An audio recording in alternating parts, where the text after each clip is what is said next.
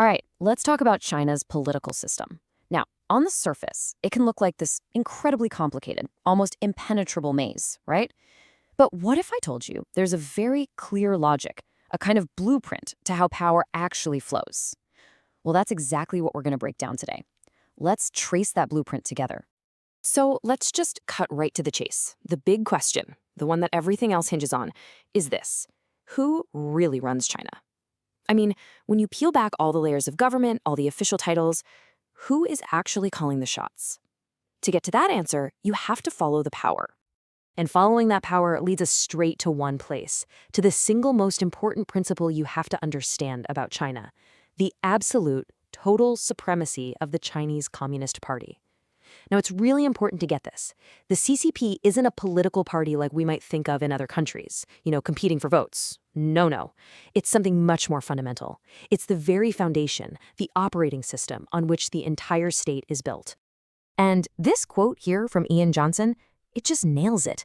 Run the party, and you run China. It's that simple and that profound. You see, China has all the familiar-looking government institutions, a legislature, ministries, courts, but the ultimate authority, the real decision-making power, isn't there. It's held within the party. The party is like the source code for the entire system. The government is just the user interface you see on the screen.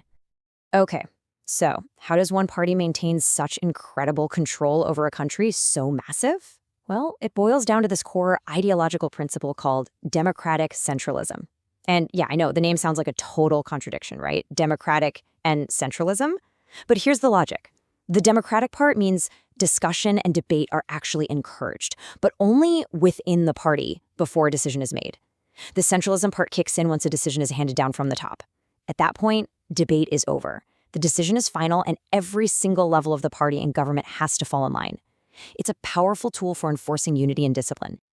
So, what you end up with is this really unique system of governance. It's not just one single pyramid of power. It's actually two separate structures, two hierarchies, running side by side, the party and the state. And while they're totally intertwined, there is absolutely no question about which one is in charge.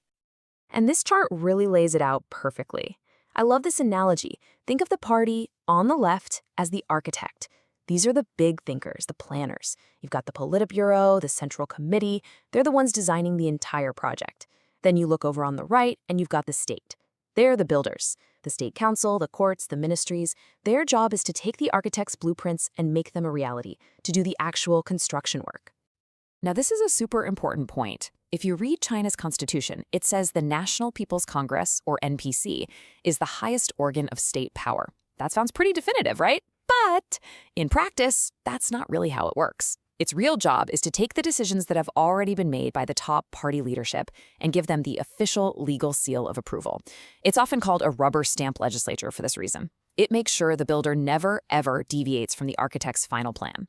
Okay, so we've talked about the theory, the structure, but what does this look like in the real world?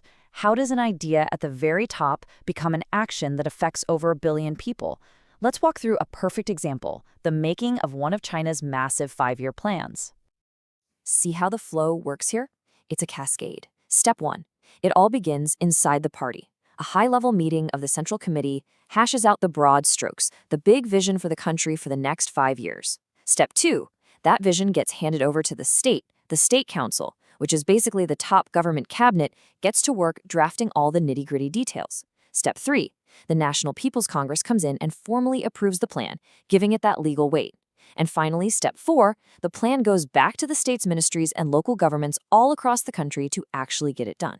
The idea is born in the party. The execution happens through the state. It's a clear top-down process. Okay, we have the party as the architect and the state as the builder. But what's holding the whole structure up? What's the ultimate guarantee that everyone follows the plan?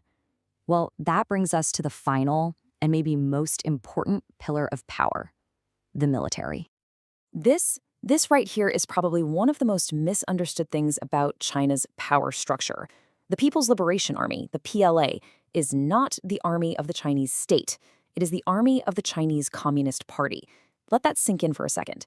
In fact, the PLA was founded way back in 1927, a full 22 years before the People's Republic of China even existed. So its historical roots, its identity, its core loyalty, it's all tied directly to the party, not the nation. And this loyalty isn't just a matter of tradition, it's literally hardwired into the command structure. On paper, you'll see two different central military commissions, a party one and a state one. It looks parallel, but here's the clever part. They're basically the same body with the same people. And crucially, they have the exact same chairman. And who is that chairman? It's the leader of the party. This ensures there is never any daylight between the party's will and the military's command. So now we can see how all these massive rivers of power, the party, the state, and the military, all flow towards one single point.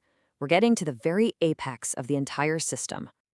And here it is, the ultimate consolidation of authority. The paramount leader in China isn't powerful just because of one job. They're powerful because they hold the top job in all three pillars of the system simultaneously. They are the General Secretary, which is the head of the party. They are the President, which is the head of the state. And they are the chairman of the Central Military Commission, which makes them the head of the military. This triple role means there are no competing centers of power. It's all unified in one person. So if you take away just one thing from all this, let it be this powerful metaphor. In China's architecture of authority, the party is the architect. It dreams up the vision, it designs the blueprints, it has the final say on everything. And the state? The state is the builder. It has the crew, the equipment, the resources. Its job is to execute the architect's plan perfectly, without question. And that brings us to a final, pretty big question to chew on. This entire system is engineered for incredible unity and top-down control. It can move mountains and implement massive national projects with staggering speed. But as we look at the challenges of the 21st century, rapid technological change, global economic shifts, what are the implications of this kind of system? What are its greatest strengths, and what might be its hidden weaknesses? That's definitely something we're thinking about. Thanks for joining me on this breakdown.